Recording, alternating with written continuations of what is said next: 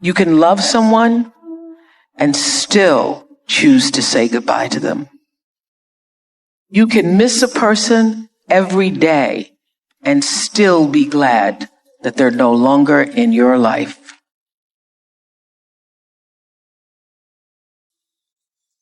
If somebody want to walk out of your life, let them go.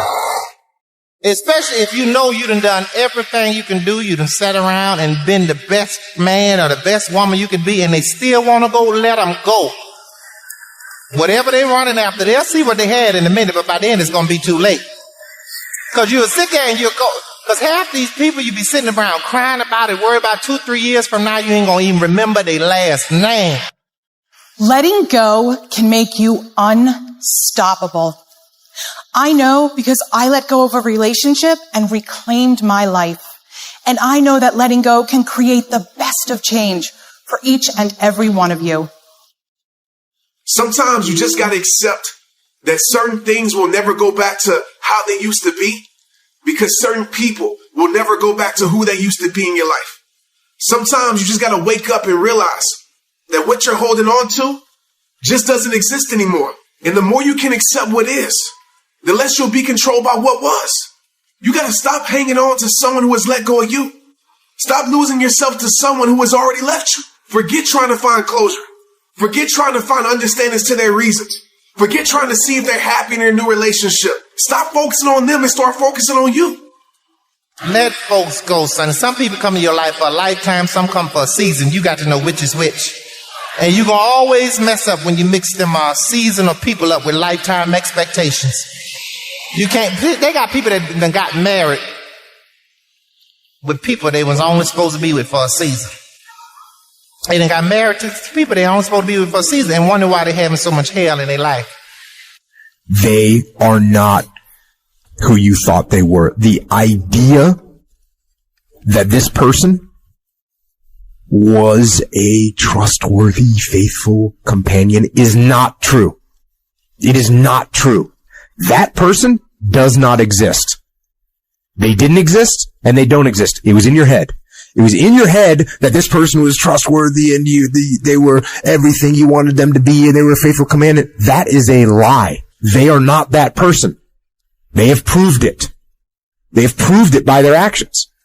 So, move on, and at the risk of sounding callous, get over it. Listen, I put everybody that come in my life in the category of a tree. Some people are like leaves on a tree. Wind blow, they over here. They unstable. Blow the other way, they over here. Ain't nothing. Season change, they wither and die. They gone. It's all right. That's some people. Most people in the world are like that. They just there to take from the tree. They ain't there to do nothing but take and give shade every now and then.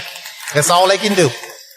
But don't get mad at people like that. That's who they are. They ain't gonna never be nothing. That's what they put on this earth to be, but be what they are, a leaf. Some people are like a branch on that tree. You gotta be careful with them branches too, because they'll fool you. They'll get there and make you think they're a good friend and they're real strong, but the minute you step out there on them, they'll break and leave you high and dry. But if you find you 2 or 3 people in your life that's like the roots at the bottom of that tree, you are blessed, because that's them the kind of people that ain't going nowhere. They ain't worried about being seen. Don't nobody have to know that they know you. They ain't got to know what they're doing for you. But if them roots wasn't there, that tree couldn't live. You understand? And they ain't got a tree can have 100 million branches, but only a few roots down at the bottom to make sure it get everything it needs. I'm telling you something. When you get you some roots, hold on to them. But the rest of them, let it go. Just let it go. Let folks go. It's okay to be alone. So people get freaked out when they're alone. It's okay to be alone. It's okay. It's okay to be alone. There's no big deal. Enjoy it. Do something productive and build that trust up in yourself. Look back at the situation, learn from it. We do that. It's an post-operational debrief. Oh, you've put too much trust in somebody? Cool. They broke your heart? All right, roger that. Let's see. What were the steps? What should I have recognized? How many times did I say, well, they didn't call me, but it's probably just because their phone was out of battery. No. Once your phone runs out of battery once, okay, you don't let it happen again, right? So you start seeing those red flags, see the mistakes that you made. And then look for them next time around, because you deal with people all the time that they made mistakes the first run, They go back and they make the same mistakes the second run. They go back and make the same mistakes the third run. That's when you got to start blaming yourself. Yeah. On your situation. That's why I said you got to build a relationship with yourself. You got to learn yourself. You got to learn to trust yourself. When you get to a point in your life where you look at people and you go, okay, wait a minute, you or me, you will make a decision. Because when you telling folks to do something, and I never throw nobody away. I've never in my life just thrown nobody away. Just say, look, don't bother me no more. Don't talk to me. No, I've never done that. What I do is I tell you, say, look, this thing you doing right here, that's going to cause a problem. You need to fix that. Because if we're going to be friends, we're going to be cool, you got to fix that. And if you don't, we're going to have an issue. If you see somebody fix it or they even trying to fix it, that's somebody that care. Keep them people around. That's a leaf that's trying to grow up and be something else. You understand?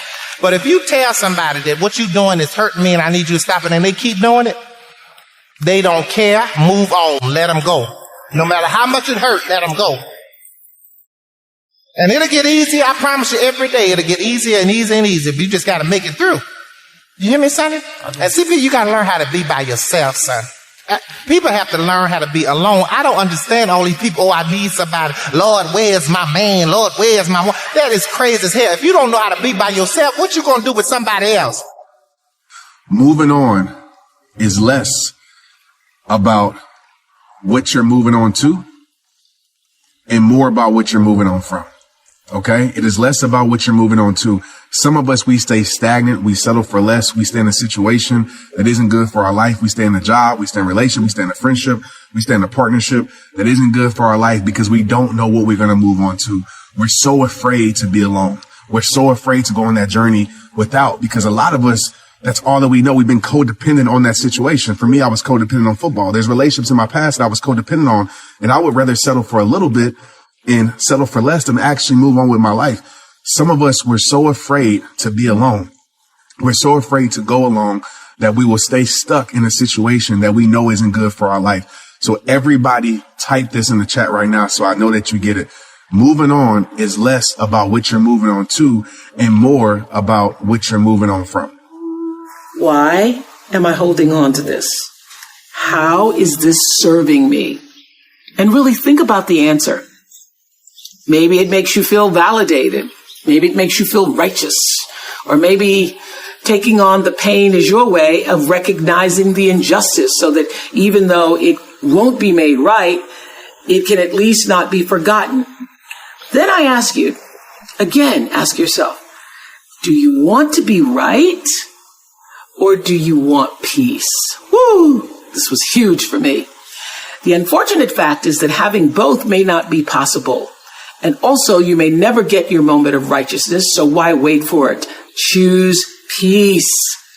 What I know for sure is that in this world, time is a moving on, and it's our most valuable commodity. You can never get it back.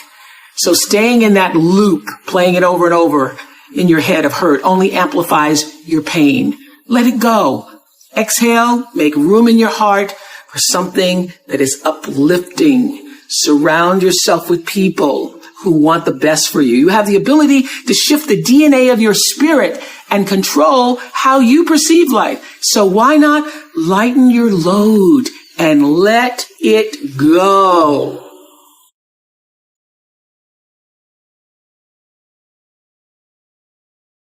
People who love you don't treat you badly. Love doesn't hurt. It's supposed to feel good.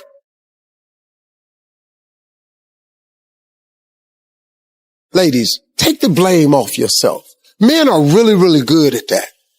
Making you think something wrong with you. Oh, real men don't really operate like that. But you got so many men out here from these broken homes. You got so many men out here that ain't had a father figure, that didn't tell them what real men really do. That real men buckle down. That real men meet a woman and put her on a pedestal and treat her like a queen. Real men get taught this. When you don't have a man that's been taught that, you're dealing with a man that don't have all the qualities of manhood.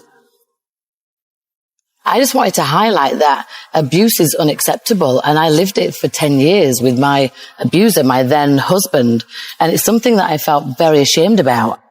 And when you're in an abusive relationship, you don't want anybody to know that. It's very embarrassing, and you feel very riddled with shame and guilt. And when I left my abuser, I was wanting to speak about it loud and proud, like this is not okay, and I'm one of the lucky ones. I got out, and it took me 10 years to find the courage to actually leave that behind. If you don't get the lesson, it's a benevolent universe. It will come back wearing a different pair of pants in a different form. It will show up again to see if you really got it. So what is the great lesson for us? I mean, it really is what Oprah's saying, which is that when you get a red flag or a caution, a yellow blinking light, don't let it go to red. Get it when it's yellow, when the caution is there, that's saying something doesn't feel right. Check in with your friends. Ask them what they think about who you're with. And I'll tell you something, we don't want to do that. We don't want to ask our friends. And I always say this, if you're living a life and having a relationship that you can't tell your friends about what's happening in your relationship, something's wrong. If you've got to keep the secret, something's wrong. It means because I don't want you to know that he's calling me a B. He doesn't really mean that. He only does that when he drinks too much. Mm-hmm. He's not really an alcoholic. That only is because he was stressed last week. Well, last week turns into every kind of day. So part of it is, again, gathering a community, and I call it a truth commission. I have a truth commission in my life. Folks who will tell me the truth even when I don't want to hear it. And we all need that. Yeah, I have it too. You know, we need somebody who will say, you know what, that is like not, I mean, I have you're it. out of your mind right now. If you've been in a relationship for 12 bad years, do you want to do 12 more? Stop collecting red flags. What y'all saving them for? Once you get so many red flags, y'all ought to sew them all together, tie them around your neck, and fly your ass out of there. Think of all the times you let a man treat you badly, or someone, your friends, walk all over you. How many times have you let hurtful words or criticism crush you? Well, I was one of those people who was raised not to have a lot of self-esteem. And I know anybody else who was physically violated as a child, as I was, got whippings every day. The lesson of a whipping, the lesson of being heavily disciplined with violence is that you're not worthy, that you're not good enough. And so it takes a long time to get a sense of self-worth and self-value. And so I was in my 20s doing what everybody in their 20s does and looking for love in all the wrong places and looking to be validated by somebody else's view of who I was and wanting them to say, I'm okay. Yes, you're okay. You're okay. And I've done some really embarrassing, ridiculous, crazy ass things over the years, holding onto the bumper of a Datsun Z like I could actually keep him from pulling off. And I remember one time he had left and slammed the door on my hand. And I had, just like a lot of women, had the barrier of, well, you can say anything to me, but you cannot hit me. You cannot hit me. He didn't hit me, but the door slammed on my hand. And I thought, well, that's coming close. That's coming very close. And I remember the door slamming on my hand, falling to the floor. And in front of me was a mirror. And I saw myself on the floor with my hand now bruised and thinking, I have become the woman that I watched my cousin Alice be my whole life as a kid. The only difference is that I'm battered in spirit. And the next step is going to be, who knows? So lying there on the floor is the moment I made that decision that I have now become a woman that I never imagined myself to be. And I got to figure out how to get myself out of this. And that was the beginning of the lesson, which is I'm hoping happens to you tonight. Frequent breakups and makeups, high highs and low lows. As tension rises, so does volatility. Tearful, frustrated fights followed by emotional makeups. Hateful and hurtful comments like, you're worthless, I'm not even sure why I'm with you. Followed quickly by apologies and promises it will never happen again. By this point, you've been so conditioned to this relationship roller coaster that you may not realize how unhealthy and maybe even dangerous your relationship has become. It can be really hard to see when unhealthy love turns towards abuse. But it's fair to say that the more of these markers your relationship might have, the more unhealthy and maybe dangerous your relationship could be. And if your instinct is to break up and leave, which is advice so many of us give our friends when they're in unhealthy relationships, that's not always the best advice. Time of breakup can be a real trigger for violence. If you fear you might be headed towards abuse or in abuse, you need to consult with experts to get the advice on how to leave safely. But it's not just about romantic relationships, and it's not just about violence. Understanding the signs of unhealthy love can help you audit and understand nearly every relationship in your life. For the first time, you might understand why you're disappointed in a friendship, or why every interaction with a certain family member leaves you discouraged and anxious. You might even begin to see how your own intensity and jealousy is causing problems with colleagues at work. Understanding is the first step to improving.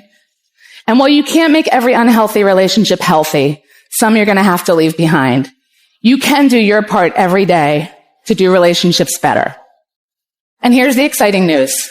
It's actually not rocket science. Open communication, mutual respect, kindness, patience. We can practice these things every day.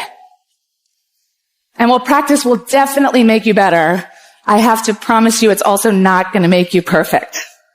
I do this for a living. Every day I think and talk about healthy relationships, and still I do unhealthy things. Just the other day, as I was trying to shuttle my 4 kids out the door amidst quarreling, squabbling, and complaints about breakfast, I completely lost it. With an intentionally angry edge, I screamed, "Everybody just shut up and do what I say. You are the worst. I'm going to take away screen time and dessert and anything else you could possibly ever enjoy in life." Anybody been there? Volatility. Belittling. My oldest son turned around and looked at me and said, "Mom, that's not love." For a minute, I really wanted to kill him for calling me out, trust me. But then I gathered myself and I thought, you know what, I'm actually proud. I'm proud that he has a language to make me pause. I want all of my kids to understand what the bars should be for how they're treated, and to have a language and a voice to use when that bar is not met versus just accepting it. If you're going to be successful in life, you got to understand that there's a sense of urgency, that there are only 86,400 seconds in a day. And you got to not only operate in them, you got to do it quick. You got to do it fast. You got to do it in a hurry. Why? Because there's somebody else who's on the same track you on. Somebody else, they're on the same path that you on. It's somebody else just like you trying to do it. And sometimes they're working just as hard as you're working. They're putting in just as much sweat, just as much tears, just as much blood. But you just got to do it what? You got to do it faster than they do it. You got to do it quicker than they do it. You have greatness within you. You have the ability to do more than you can ever begin to imagine. See, I believe that anybody through observation and practice can perform at the level of excellence. But when you're pursuing your greatness, you don't know what your limits are, and you act like you don't have any. So I say to you, you have something special. You have greatness within you.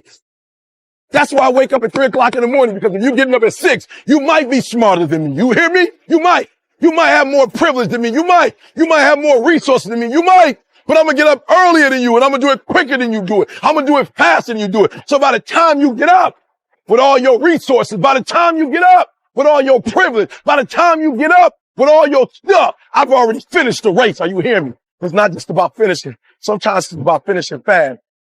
And you don't have as much time as you think you have. And so you got to pick up the pace. Pick up the pace. You walking too slow. Pick up the pace. You moving too slow. Pick up the pace. If you want to finish, sometimes you can't just finish. You got to finish fast. I refuse to die an unlived life.